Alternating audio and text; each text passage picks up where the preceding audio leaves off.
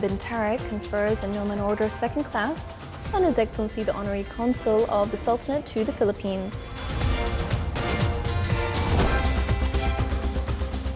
The symposium on contractual production in the agriculture and fisheries sector focuses on enhancing food security in the Sultanate and fisheries sector.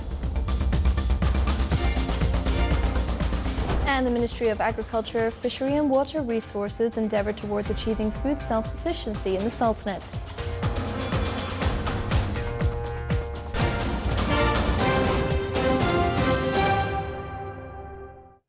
Those are the headlines, and now for the news in detail. His Majesty Sultan Haitham bin Tariq received a cable of thanks from His Highness Sheikh Nawaf Al Ahmed Al Jabbar Al Sabah, Emir of Kuwait, in reply to His Majesty's cable of condolences on the death of Sheikh Nasser Sabah Al Ahmed Al Jabbar Al Sabah. His Majesty Sultan Haitham bin Tariq has conferred an Oman Order second class on His Excellency Pogtao Leonardo Di Cambo, the Honorary Consul of the Sultanate to the Philippines, in recognition of his good efforts in serving bilateral relations binding the two countries. The order was handed over by His Excellency Munthar bin Mahfoud Al Manthri, the Sultanate's ambassador to Philippines, when he was received at the Sultanate's embassy in Manila.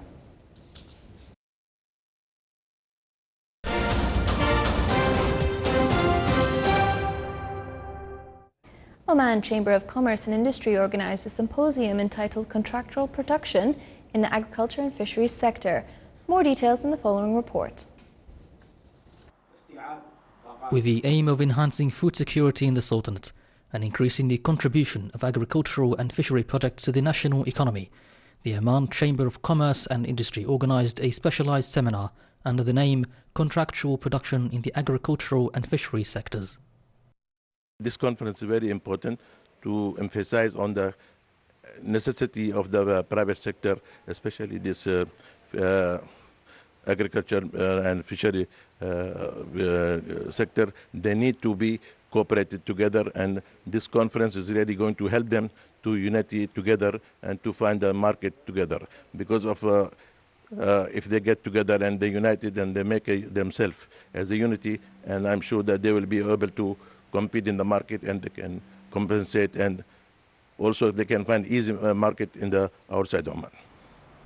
The seminar was attended by a group of specialists and workers in the field of contractual agriculture, where they discussed the importance of contract farming and its role in the development of the agricultural sector, in addition to presenting the experience of the Arab Authority for Agricultural Investment and Development in this aspect, as well as investment opportunities in the fish sector and the prospects for contractual production. This is very excellent opportunities for the farmer and the fishers to get together and to get orders from the various parts of the world. Oman enjoys with the very competitive advantage in agriculture, fisheries, as we say, is a blue economy.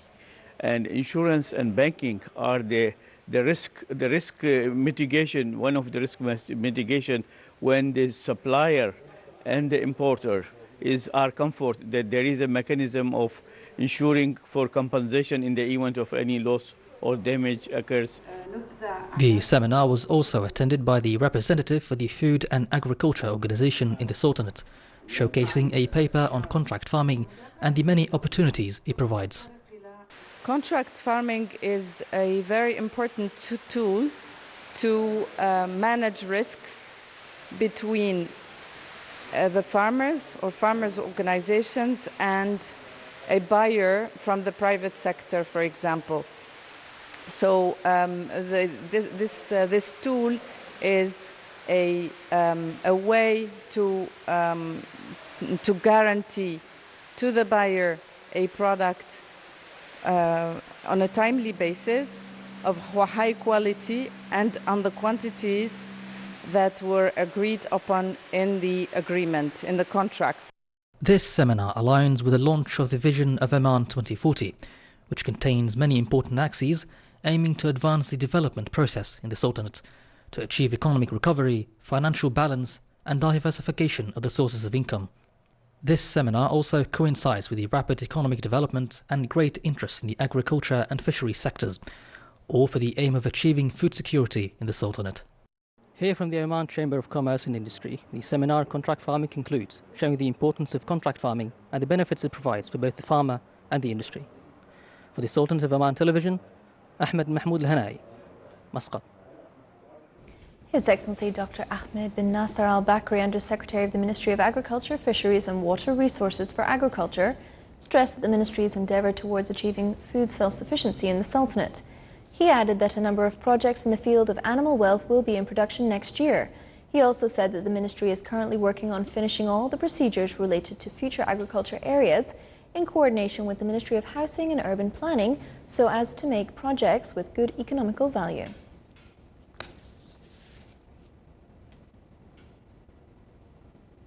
Oman Investment Authority launched an electronic platform, FICAT, that allows those with competencies, experiences and abilities to run for membership in the boards of directors of its subsidiaries. The platform aims to establish an integrated database in order to attract those who meet the criteria to involve them in the decision-making mechanisms of the authority's subsidiaries and to enhance community participation of those with distinguished experience, expertise and competencies, as the platform allows those with competence to register within an elite of national competencies and attach CVs, qualifications and certificates of experience required for the authority to refer to it in order to nominate representatives for it to occupy seats on the board of directors of these companies. During its first meeting of the second annual round of the 7th period, the State Council Office discussed the Economic Committee report of the Annual Report of the State Audit Institution 2018. The office also reviewed the suggested topics for the Committee of Culture, Media, Tourism and Social, as well as a number of reports presented by the members on their participation in the international and Arab parliamentary meetings. His Excellency Sheikh Abdul Al-Malik bin Abdullah Al-Khalili, Chairman of the State Council, chaired the meeting. Still to come in our news bulletin. Haya Water inaugurates wastewater treatment plant in Dar State.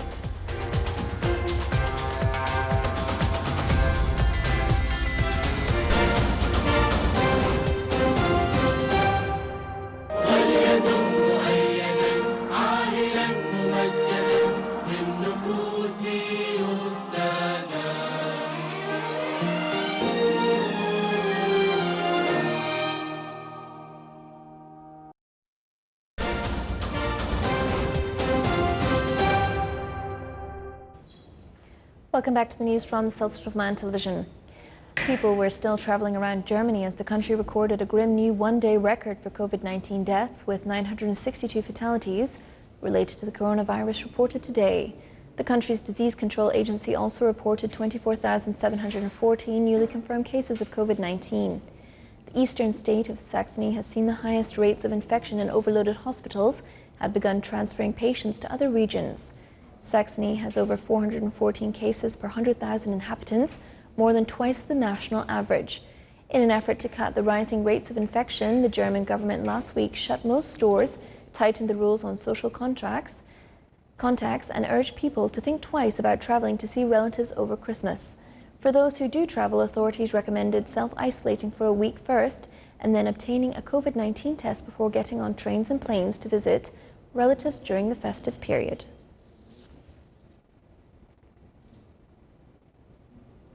Officials began setting up a temporary coronavirus testing centre at a lorry park on the former Manston Airport site near the UK's Dover port today, in an attempt to help clear queues of lorries prevented from entering France.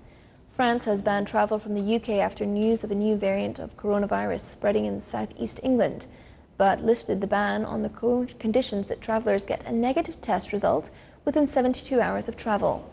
Around 4,000 lorries and hundreds more vans are parked at the site, where some drivers have been waiting for days to travel across the Channel into Europe. British Communities Secretary Robert Jenrick advised drivers not to head south, to head to the southeastern country of Kent, where the Dover crossing is located, until the backlog is cleared, and warned that it could take days to test all the drivers before they can travel to France.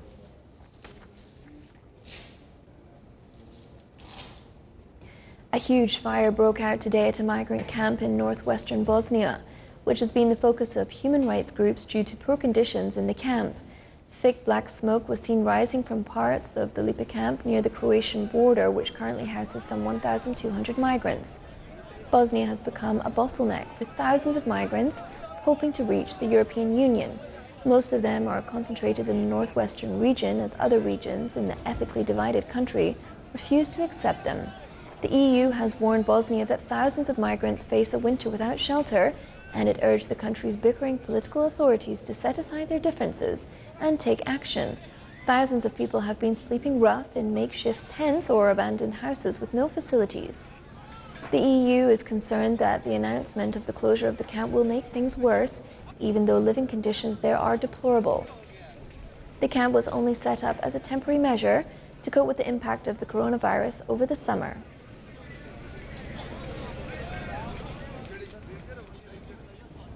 Iraq's largest Christmas tree has gone up in the capital's Al Zura theme park to celebrate Christmas and the 3-year anniversary of the defeat of the Daesh group.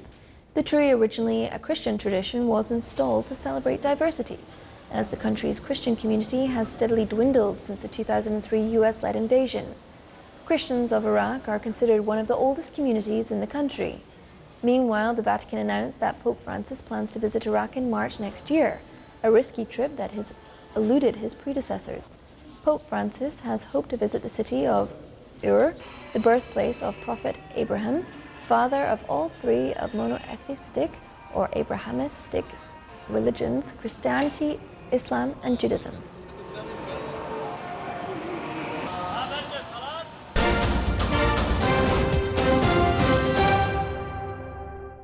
High water inaugurated the sewage project in the Wilayah of Matra, which includes a new treatment plant in Darset. More details in the following report.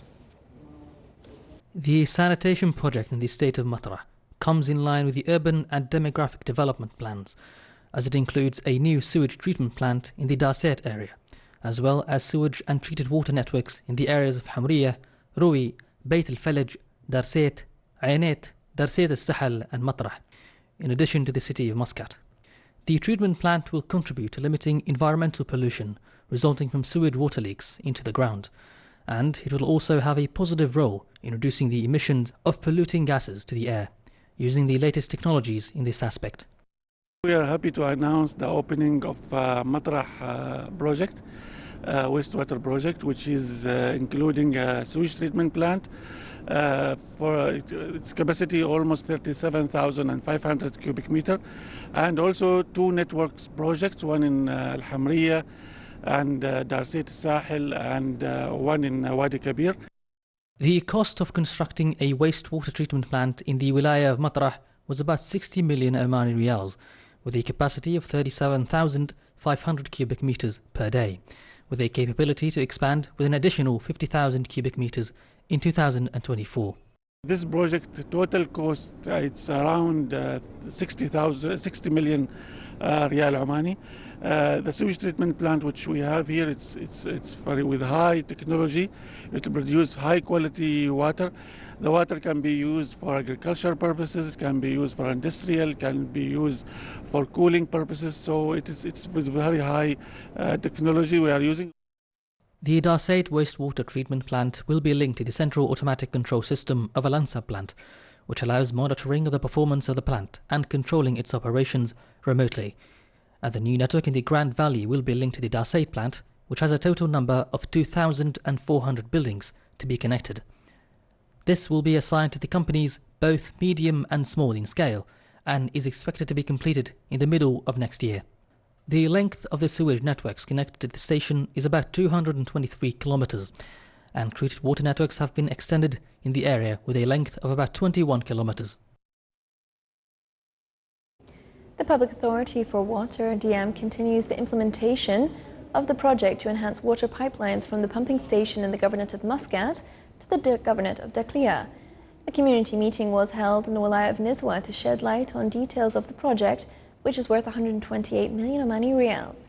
It came within the framework to cover the increased demand on water for various uses, including industrial area as well as tourism and government activities, in addition to being a vital addition to the development projects in the Sultanate.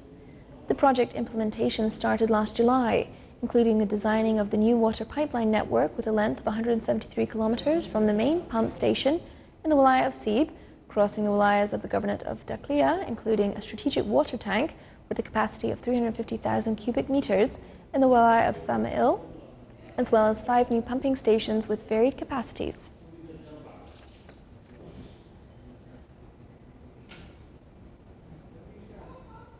Their Excellencies, the Undersecretaries of the Ministry of Health of the Gulf Cooperation Council countries held their 12th meeting via video conference. The meeting reviewed all developments related to the coronavirus, COVID-19, especially the new genetic mutation, the measures taken by each country, and the proposals for the next stage. Their Excellencies, the Undersecretaries stressed on the importance of exchanging information in the field of virus spread, mutations, vaccines, tests, etc. The Sultanate was represented in the meeting by His Excellency Dr. Mohammed bin Saif Al Hosni, Undersecretary of the Ministry of Health for Health Affairs. The Ministry of Health reported that the total number of coronavirus COVID-19 registered cases in the Sultanate reached 128,236 cases, with 1,491 deaths. The total recovery cases reached 120,178, which is 93.7% of the total cases reported so far. The Ministry indicated that the total number of inpatients in hospital reached 77, including 36 in intensive care.